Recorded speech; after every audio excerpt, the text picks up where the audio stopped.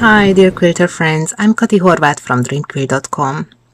I'm so excited about my Aquaman quilt being selected into the Comic Sci-Fi Special Exhibit to Houston, and thank you ever so much for all your kind comments and encouragement on my Facebook page. So very kind of you all. There were many questions about how I did it, so I decided to make a short video to share my experiences, thinking that information might be useful to you, and probably it might encourage you to create something that you haven't tried before. I had only 7 weeks to the deadline, so I had to decide quickly on the theme. Fortunately, I always wanted to create an ocean quilt, and Aquaman is far my favorite superhero, so it was an easy pick. I knew I wanted him in the front with full power and glamorous. I knew I wanted lots of corals with bright colors and lots of creatures. So, how do you start a large quilt? My answer is definitely in sections.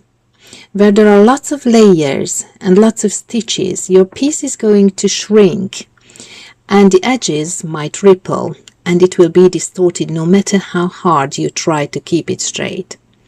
So, my way of keeping distortions located into a smaller area is working in smaller sections and then applique them onto a fresh, untouched background. So I created the left and right coral reefs on a separate white interfacing with the draw saw trim technique, starting with the further pieces coming gradually to the foreground. When you do a layered applique, the draw saw trim technique is extremely effective.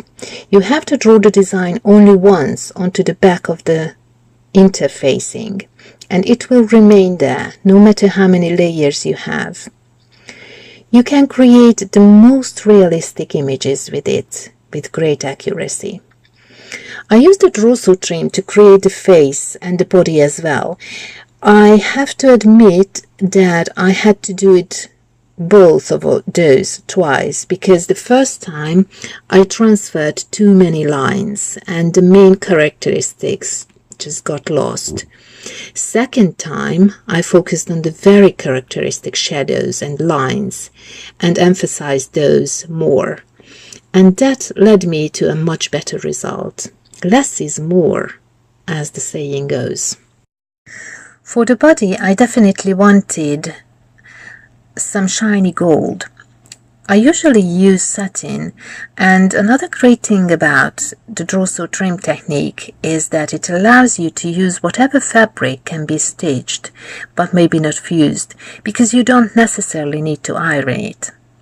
Satin though is very fragile. One thread is pulled and it can ruin the whole piece. I wanted this piece to last and be more durable, so I found 2 gorgeous shades of gold spandex lycra fabric. They are a little bit stretchy, but it was much easier to work with them than I expected.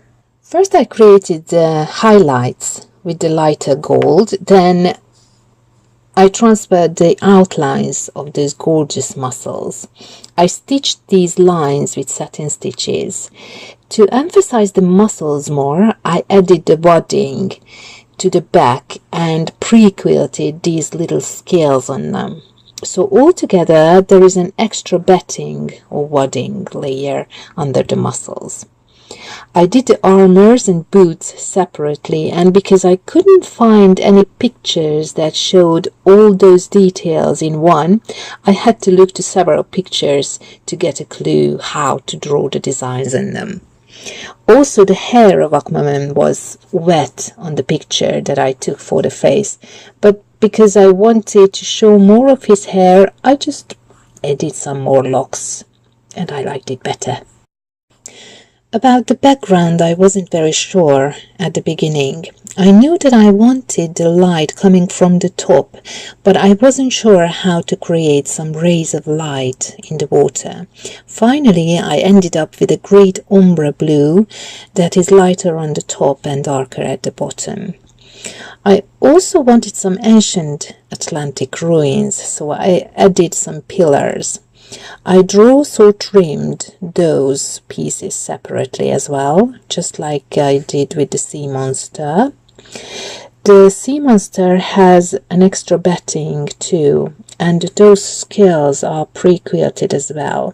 These elements are all stitched to the background carefully afterwards, and they look like trapunto. I already showed you in another video how I did the clownfish separately, and I cut them out and applied them onto the coral reef afterwards as separate applique pieces. And then I did all the creatures behind Aquaman, and I fused those silhouettes to the background, and I felt like, oh, I need some more, and I added some more, and I added some more tiny ones and lighter ones and darker ones, and I just ended up with lots and lots of tiny little fish to stitch down. And I had a swirl of small shiny fish in my mind, and I tried to create it on one of the sides, and so I tried to do some darker ones or middle shade ones on one side, and then swirl up with some lighter colors, and I used some silver satin as well to make a shiny effect on those little creatures. And at the very top I added some jellyfish, and I used some organza to make them transparent and shiny. And with the Rosso trim, it is really easy to use those delicate fabrics. These cannot be fused, but it's very easy to stitch them down with the Rosso trim technique. So when all the pieces were stitched down, I had to quilt it, and that was the really hard work, the physical part, because I did it in free motion with a domestic sewing machine, and I had to lay the whole entire 48 inches by 53 inches quilt on the side and move it under the sewing machine. And I'm telling you guys, by the end of the day my arms were falling off completely, but it was worth it. I enjoyed it. It was great fun, and I hope that you do too. If you have any questions, please don't hesitate to ask and write comments, and I hope you enjoyed. Thank you for listening. Bye for now.